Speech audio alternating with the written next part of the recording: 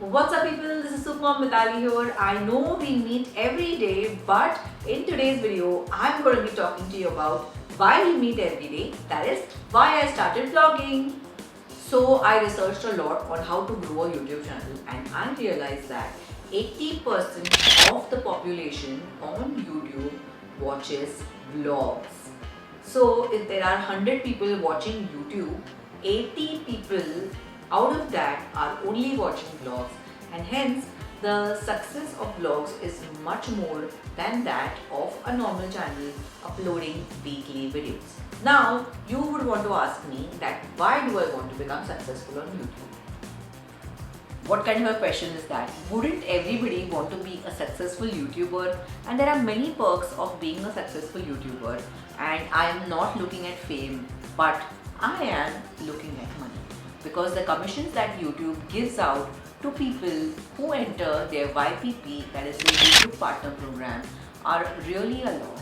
And when I am an influencer in the same field, that is, I was on Instagram, of course I am on Instagram still, but Instagram doesn't pay anything to its creators, right? YouTube pays creators upon reaching a certain level, and that is changing. It was 4,000 hours of watch time and 1,000 subscribers, and if there is a channel only uploading shorts, then it is 1 million short views. But I think that is changing, and if those stats have changed already, then I will link them in the comment section below, in the description box below.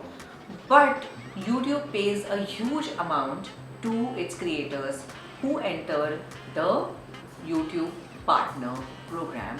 And why wouldn't I be creating content on another platform, move to YouTube and enter this? Doesn't everybody want to earn money? Of course, that is one thing. And secondly, the Instagram realm is changing. What do I mean by the Instagram realm changing? Now, Instagram is of course owned by Meta, which was earlier Facebook. And Facebook is a platform where, I generally see my uncles and aunts and moms. So I am not very active on Facebook, though Facebook has also launched Reels. And some people are saying that it is a great platform for me. But I personally am not there on Facebook. I am there on Instagram, and Instagram has also launched Threads. Now, what is happening with Instagram is that Instagram has reduced the reach, So, for example, if 2 years back, my reel used to reach 30-40,000 people, these days it's only reaching 5-6, maybe less amount of people. So that is the first reason why I'm discouraged to put out any content on Instagram. The second reason is that Instagram does not pay its creators. Now I have reached 108k, 109k, 110k, and I get a lot of views on my posts, on my videos, on my reels. But ultimately what am I doing? Of course, I do branded deals, and there are companies who reach out to me every day, and they pay me for creating content for them. But I'm being very frank here, that kind of content has started to feel really fake for me. Today I was shooting for a brand, and I wouldn't want to name them because they are a good brand and I have used that product. But the process of creating that content was so fake that I felt disinterested in it. And that is some problem that I may be facing on my own. But going forward, with so many new trends coming in, I think this way of creating or selling content is going to change. What do you think? Are vlogs difficult? Actually, I thought vlogs are going to be very difficult. Vlogging is going to be very difficult when I started vlogging. But when I started researching, and I think till now I have filmed around 10 to 11 days of vlogs. Vlogs are not difficult. It is just like posting out those Instagram stories, but in a little more detail. And I have studied a lot of vloggers, and I think my current favorite is Casey Neistat, and I love the way he shoots his content. His content is so real, his content is so relatable, even though he's in New York and I am in Bombay. But his way of looking at things, I love that perspective. I am going to do something similar in my vlogs. Of course, I'm not going to copy him, and I can't copy him. One vlogger can't copy another vlogger because we are living completely different lifestyles. But I show you the day in my life from a different perspective. Like for example, I am shooting today's vlog right now, and I am showing how I shoot. How my shooting process is. And a lot of people have asked me, how do you shoot? Do you shoot every day? And what does your video team tell you to do? They don't tell me anything to do. I have a list of topics which I write down, and I do not even research for any kind of content.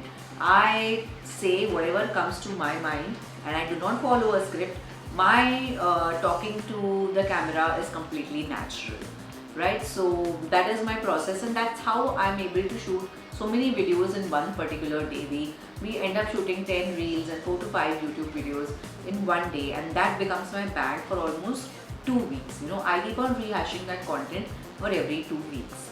Now I can share all these things via a vlog, and vlog has made me feel really good about myself. It's given me that purpose of life which I thought was missing, because Instagram going down was really a big blow, because I was enjoying that success. I was looking forward to sharing my ideas with them via reels, via stories. But suddenly when that engagement went away, I felt like I was sharing this with a friend also, who's also a blogger, who's also an Instagram blogger, that I felt like a failure. And when I started this blog, I started feeling that I can do something. I can be famous, and I can make a lot of sense and change people's life in this YouTube realm. Now there are a lot of parents who reach out to me and say that my kid wants to be a YouTuber, that is a profession that she wants to do, because she's so impressed by this. And many people are discouraging it. They are like, this can't be a proper option for you. But I don't understand why. Now look at it from a kid's perspective. Here I'm talking to all the mothers and fathers out there.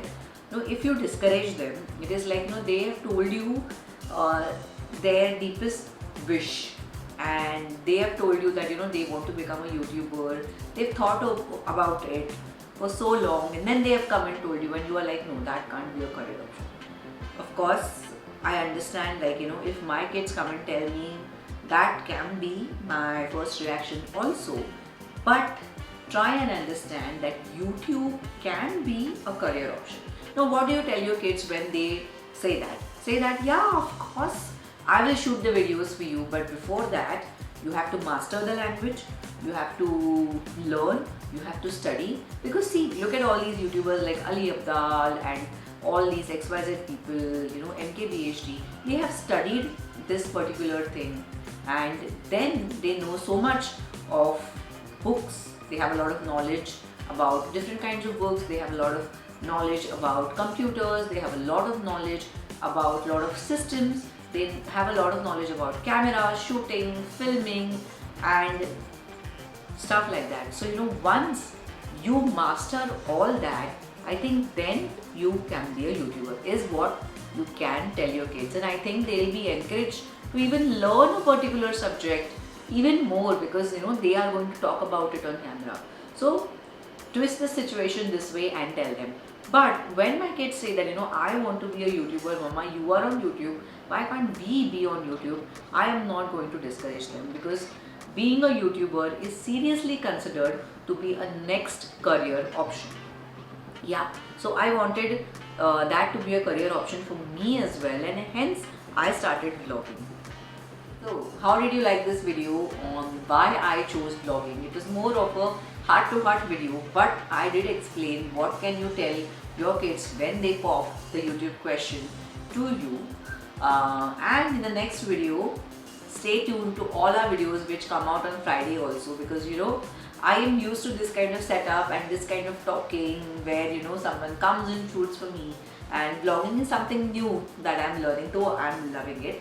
But stay tuned to our Friday videos as well, because here we are going to cover some topics, and in the next video I am going to be talking to someone special in the HR field on the topic of women and marriage and women working after marriage. Bye.